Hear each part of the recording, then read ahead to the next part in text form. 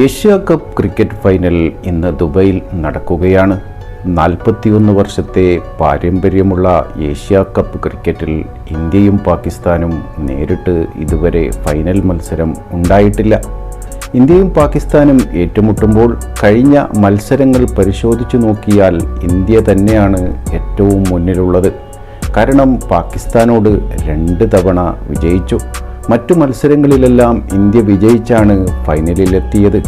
ലോകത്തെ നമ്പർ 1 ടീമാണ് ഇന്ത്യ എന്നത് യാഥാർത്ഥ്യമാണ്.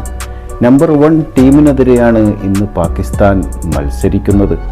ജനലക്ഷങ്ങൾ കാണികളായി ലോകമെമ്പാടുമുള്ള ടെലിവിഷൻ പ്രേക്ഷകരും ഗാലറിയിലിരുന്ന് കാണുമ്പോൾ അതൊരു ആവേശം തന്നെയായിരിക്കും.